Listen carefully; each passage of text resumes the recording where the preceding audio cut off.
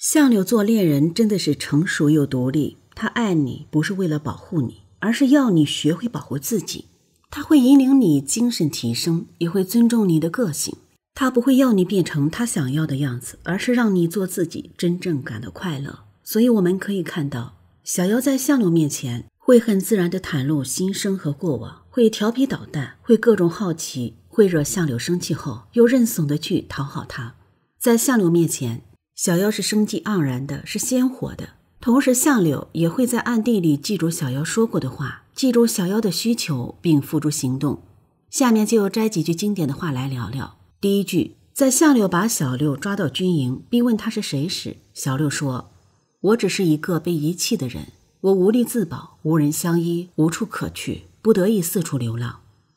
这是最经典的一句，相柳记了一辈子，也竭尽全力去帮助小妖实现改变。他用13年教小妖剑术，用30多年为他量身定制了一把弓箭，只为了让小妖有力自保。为了让小妖有人相依，他答应涂山璟抢婚，让防风背的身份消失。他还以与小妖决裂的方式要到小妖的血，救活了被苍玄暗杀的涂山璟。为了让小妖有处可去，他画出整个大海的地图给小妖，让他有了避风的港湾。第二句话，在麻子和春桃的婚礼上，相柳问小六照顾这些人族有意思吗？小六回答说，我怕寂寞，寻不到长久相依，短暂的相伴也是好的。所以相柳常常在小六不开心的时候出现，陪他说话，安慰他，还会带他去看海上生明月，看海底的绝美风光。哪怕明知道小妖和自己不可能了，也愿意换上小号，给予小妖一段虽短暂却美好的相伴。他为他说尽情话，带他玩尽世间好玩的东西，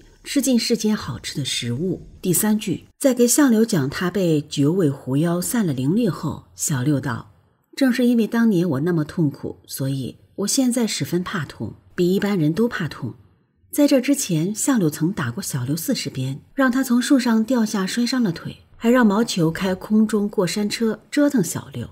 相柳对小六最初的喜爱，更多的表现为妖兽的征服欲，所以一旦小六有不服或者挑战他的行为，他就会使用暴力。但听了这句话后，相柳再也没有对小妖用过暴力了，除非是小妖挑战了他的底线，或者有意要把小妖推开。在防风背时，相柳对小妖可谓是呵护有加，温柔地和他说话，体贴地让着他，耐心地陪着他，让小妖完全不敢把他和相柳画上等号。第四句，在相柳问小六他身边的那个人是不是涂山璟时，小六先是顾左右而言他，相柳忍不住又要露出红眼和獠牙时，小六说，你可是越来越不注意形象了，我知道你是个妖怪，可是这心里知道是一回事，这表面上看出你露着獠牙是另外一回事。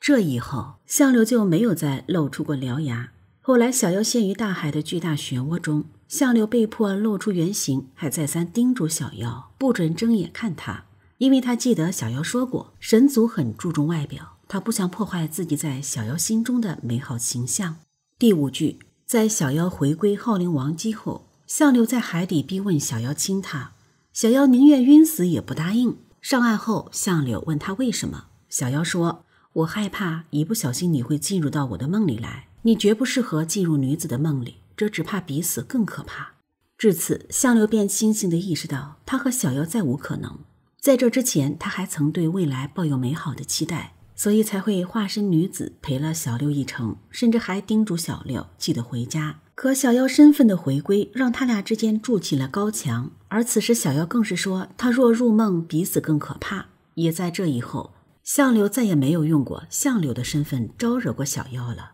他不想成为小妖心中比死还可怕的人。他记得小妖爱吃酥饼最里面的那一层，他就吃掉外面的，把最里面的一层夹给他。他记得小妖最喜欢吃肋骨上方靠近脖颈带皮质的那块嫩肉，他每次都会把那块肉连着烤得焦黄的皮切给他。曾经小六说过，在稀罕的景色看多了也是腻。在后来的一次月下谈心时，相柳讥嘲他说，是谁说过在美丽的景致看的时间长了也是乏味。曾经小六给相柳说过，人的心态很奇怪，幸福或不幸福，痛苦或不痛苦，都是通过比较来实现。等后来在小妖因为是赤尘女儿的身份难受时，相柳又拿这句话来安慰他，说：我记得有个人曾和我说，人的心态很奇怪，幸福或不幸福，痛苦或不痛苦，都是通过比较来实现。我正在通过讲述我的悲惨过往，让你比较出你过得不错。相柳表面上看着清冷无情，实则内心温柔而强大。他对小妖看似云淡风轻，却把小妖说过的话牢牢地记在了心里。但是相柳记住了小妖说的每句话，却唯独忘了这一句：九头妖怪，你可别死了。可最终九头妖怪为了报恩，为了大义，万箭穿心，化作黑水。这世界他来过，享受过，被爱过，也爱过。看义父安然脱险，看小妖有人相依就够了，只是给观众留下了久久的意难平。